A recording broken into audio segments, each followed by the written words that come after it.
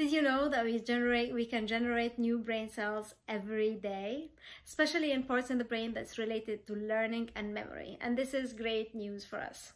Today, I want to share with you some tips on things that you can do that's within our control to help support healthy brain functions for as long as you can live. There is a lot of things that may affect our brain health, like genes, and this is what we're born with, aging, stress, hormones, poor diet, and poor lifestyle choices. We can talk about this for days and days, but for the sake of this video, I'm going to choose 3 of the top things that have a negative effect and may increase your risks of Alzheimer's disease, dementia, and memory loss. And we're going to talk about 3 of the most important nutrients for the brain. To start, the stress with all its forms, mental, emotional, physiological and physical stress that's coming from exercise, that's the fact of perspiration or of us breathing, digesting, all these cellular and chemical things that happens in our body creates free radicals, or what we call oxidative stress. To fight this, our body uses antioxidants. What you can do is consuming a lot of antioxidants in your diet. These are things like your berries with all its types, especially blueberries. Things like grapes, especially the red grape. Red grape is very high in antioxidants. Green tea, sipping on green tea, it's very high in antioxidants as well. That's supporting and creating that balance between free radicals and antioxidants. Second would be chronic inflammation. Inflammation in itself is your immune system's response to any attack. So it's not exactly a bad thing, but it becomes bad when it becomes chronic, and that's low-grade inflammation that comes mainly from poor diet.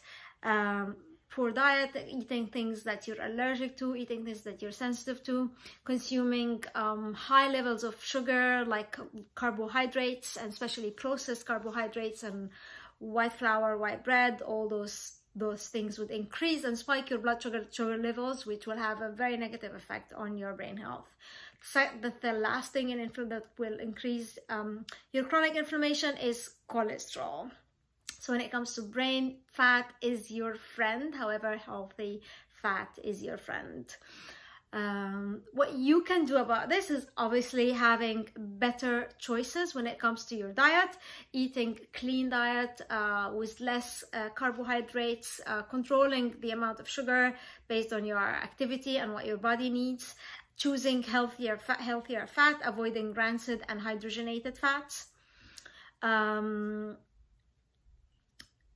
being very careful and very mindful of foods that you're sensitive to and avoiding it.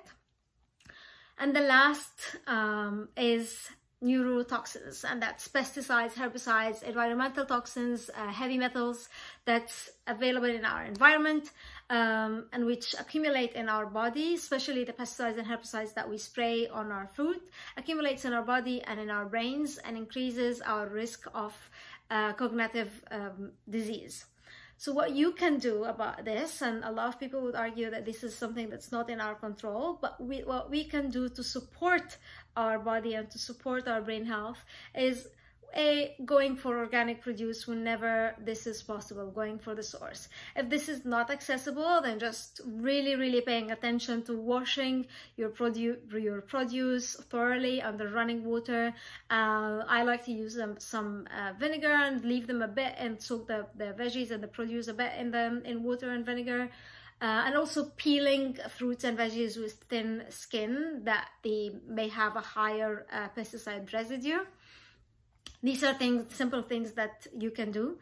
And also supporting your detoxification systems, your liver, your kidney, your colon, making sure you have healthy bowel movement 1 to twice a day to get rid of those toxins and reduce the burden on your body.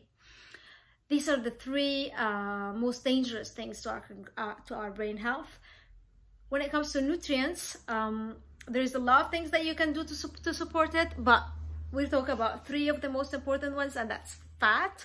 60% of your brain is made out of fat, especially omega-3. In omega-3, the part that's really, if you're going to choose to go with supplement, if you're not having enough of omega-3 in your diet and you're choosing supplement, choose something that's higher in DHA.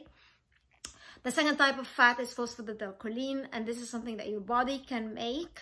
However, you need to provide your body with the nutrients that's essential for it to do that. So you can do this from choline, which is available in eggs, in oats, in a lot of grains as well.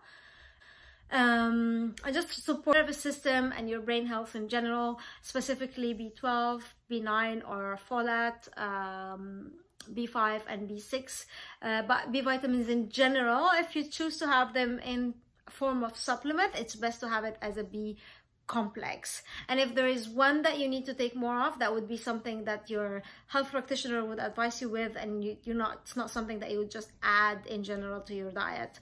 Your vitamin C, vitamin E, and vitamin D are also one of the most important vitamins for your brain health. A lot of lifestyle choices as well can help you with that, and that's exercising. Definitely having enough sleep. This is the time where your cells would regenerate.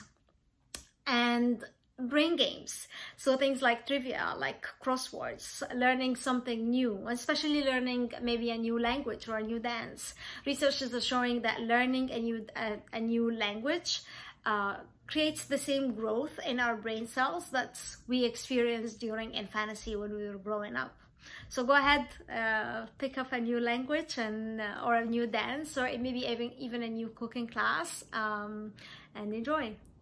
I hope you found that helpful. There is a lot more that we can talk about when it comes to this. If you have any questions or comments or need to know more, just send me an email or a message, and I'll be happy to answer your question and assist as much as I can. Thank you.